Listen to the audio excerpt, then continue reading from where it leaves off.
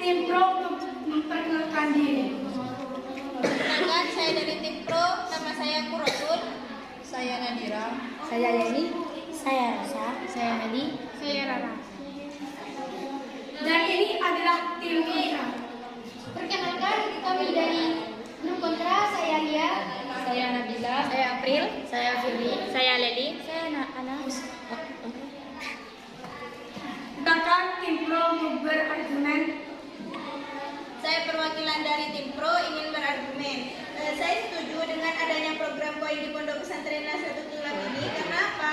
Karena dengan adanya koin di Pondok Pesantren Nata ini, kita bisa berhemat dan kita juga bisa berjaga-jaga untuk menyimpan koin tersebut. Jikalau limit di ATM kita habis, maka kita masih mempunyai simpanan untuk membeli bahan kebutuhan tersebut. Sekian dari saya. Terima kasih.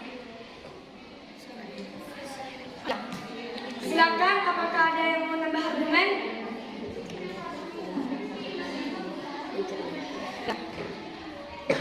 Saya perwakilan dari grup Pro. Saya akan menambahkan argumen. Saya setuju dengan adanya program koin di Pondok Nata ini. Kenapa? Karena program koin tersebut bisa mengurangi populasi pencurian yang terjadi di asrama ini. Kita kan di sini tidak memakai uang cash.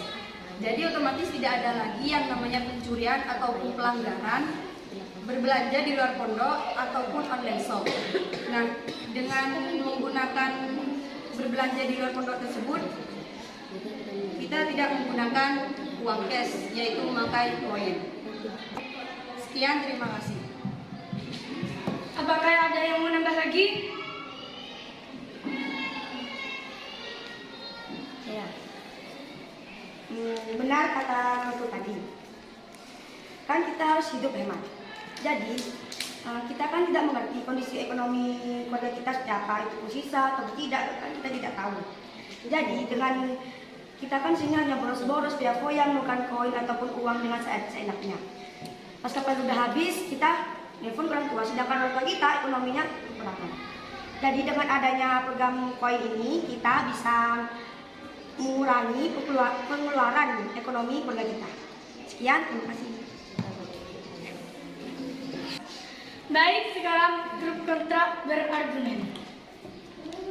Saya dari grup Kontra ingin berargumen. Setuju atau tidakkah penggunaan koin di Pondok Pesantren Nahdlatul Ulama? Di sini saya tidak setuju. Karena ketika kita memiliki kebutuhan yang melebihi dari limit pengambilan koin tersebut, maka kita harus menunggu hari-hari lainnya. Sedangkan kebutuhan kita tidak menentu. Sekian, terima kasih. Ada yang mau menambah argumen? Saya akan berargumen tidak setuju dengan penggunaan koin di Pondok Nata ini. Karena apa? Contoh, sama kita ditransfer oleh orang tua hari Sabtu, sedangkan pemasukan koin itu hari Senin. Otomatis meskipun kita kan harus nunggu dulu.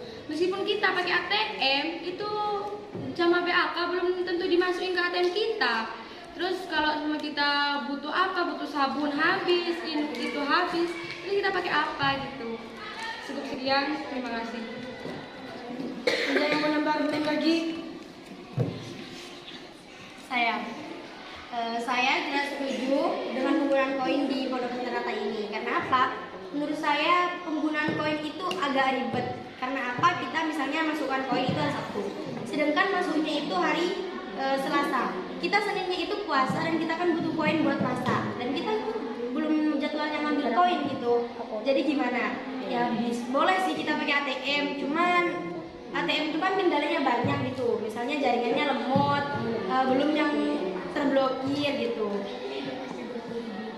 Sekian, terima kasih. Ya, sekarang tim Pro menyanggah dari argumen tim Kontra.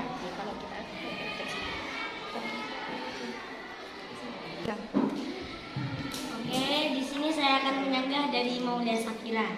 Katanya Delia itu tadi kan kebutuhan mendadak. Iya, kebutuhan mendadak. Kan kalau orangnya tertib pasti tahu cara menjaga standar koin itu gimana. Ya,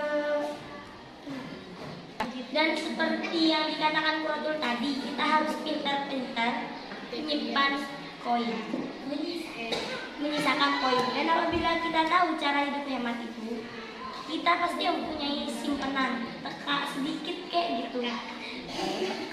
Dan semua itu tergantung pada diri kita sendiri. Apakah kita bisa hidup hemat atau kita emang dari dulu boros. Dah sekian, terima kasih. Silakan, ada yang mau menyanggah lagi? Baik, saya akan menyanggah punya Nabila. Tadi kan Nabila itu bilang tentang limit masuknya uang transferan ke ATM. Kalau itu kan tentang limit waktu masuknya transferan ke ATM itu kan sudah menjadi program Pondok Pesantren Nahdlatul Ulama. Jadi itu bukan masalah koin atau tentang yang lainnya. Itu memang peraturan Pondok Pesantren Nahdlatul Ulama. Kita ini kan hidup dalam lingkupan pondok pesantren. Jadi kita kan ini kan hidup dalam lingkupan pondok pesantren, bukan di rumah. Jadi kita tuh harus menerima peraturan apapun yang ditertibkan dari pondok pesantren. Kalau misalnya Mbak gak terima tentang peraturan pondok pesantren, kita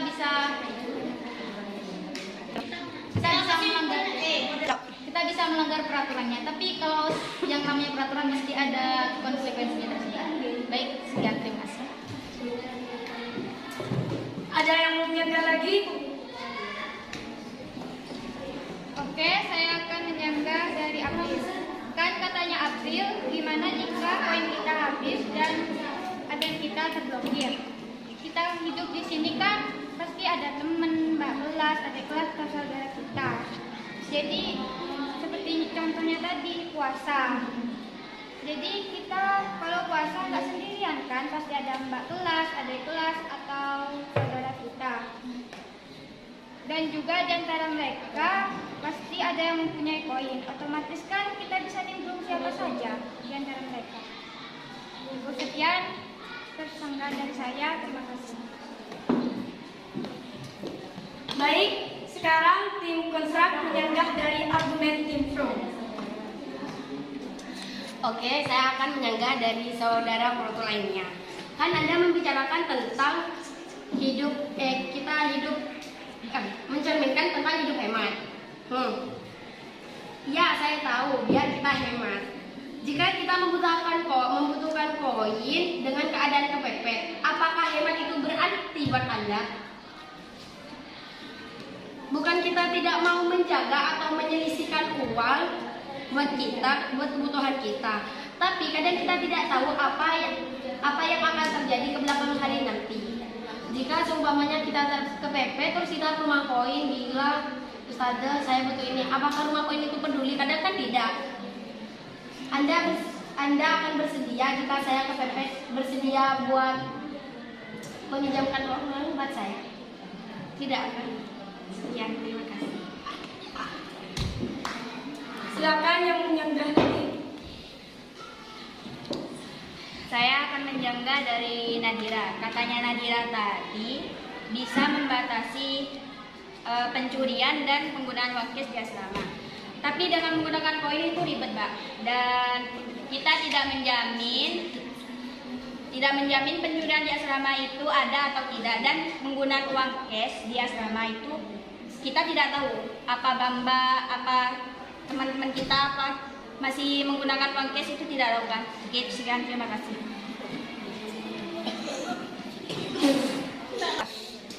Ada yang mau menyanggah lagi? Baik, saya akan menyanggah dari Yani.